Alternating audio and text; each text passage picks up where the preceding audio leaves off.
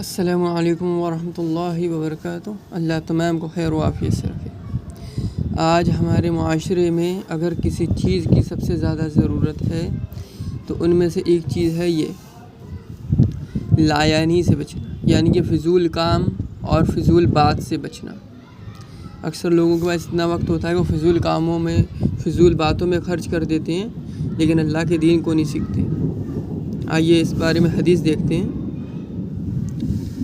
حضرت انس بن مالک رضی اللہ تعالیٰ عنہ سے روایت ہے کہ رسول اللہ صلی اللہ علیہ وسلم نے ارشاد فرمایا، بندہ جب تک اپنی زبان کی حفاظت نہ کر لے ایمان کی حقیقت کو حاصل نہیں کر سکتا۔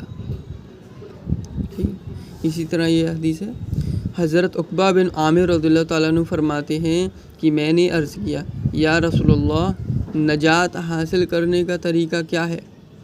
آپ صلی اللہ علیہ وسلم نے ارشاد فرمایا، اپنی زبان کو قابو میں رکھو، اپنے گھر میں رہو، یعنی کہ فضول باہر نہ پھرو، اور اپنے گناہوں پر رویا کرو۔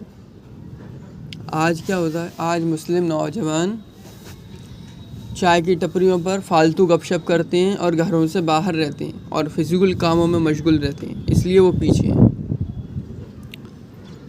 فائدہ اس حدیث کا مطلب ہے یہ، اپنی زبان کو قابو میں رکھنے کا مطلب یہ ہے کہ اس کا غلط استعمال نہ ہو، مثلاً غیبت کرنا، چغلی کرنا، بیہودہ باتیں کرنا، بلا ضرورت بولنا، بغیر احتیاط کے ہر قسم کی باتیں کرنا، بے حیائی کی باتیں کرنا۔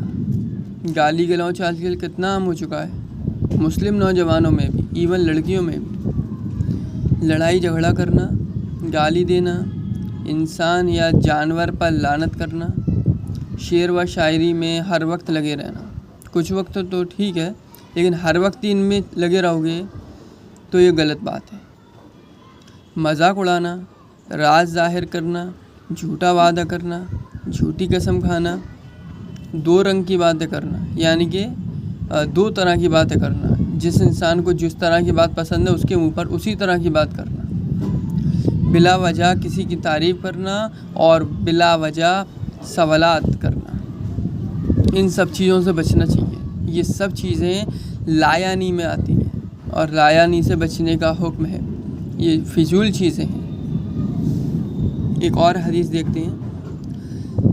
حضرت ابو ہریرہ رضی اللہ تعالیٰ عنہ سے روایت ہے کہ رسول اللہ صلی اللہ علیہ وسلم نے ارشاد فرمایا، جس کو اللہ تعالیٰ نے ان اعضاء کی برائیوں سے بچا لیا جو دونوں جبڑوں اور ٹانگوں کے درمیان ہیں، یعنی زبان اور شرمگاہ، تو وہ جنت میں داخل ہوگا۔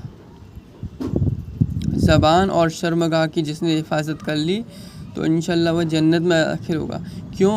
کیونکہ اکثر گناہ ان دو ہی چیزوں سے ہوتے ہیں، ایک تو زبان سے اور ایک شرمگاہ سے۔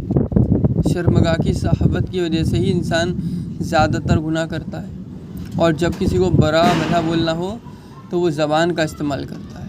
ٹھیک ہے، یہ ترمذی کی روایت ہے۔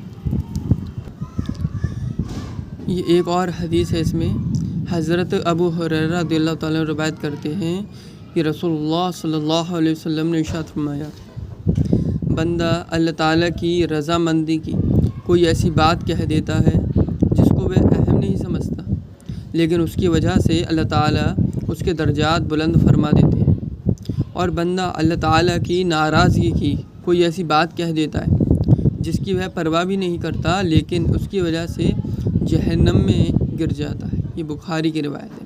پتہ چلا کہ ہم نہیں جانتے کہ اللہ تعالیٰ کو کب کون سی بات ہماری پسند آ جائے اور کب کون سی بات بری لگ جائے، اس لیے جو بھی ہم اپنی زبان سے کہیں تو بہت ہی سوچ سمجھ کر کہیں، یا پھر خاموش رہیں۔ خاموشی بہت بہتر عمل ہے۔ ٹھیک ہے، اللہ تعالیٰ ہمیں ہماری زبان کی غلطیوں سے محفوظ رکھے، آمین۔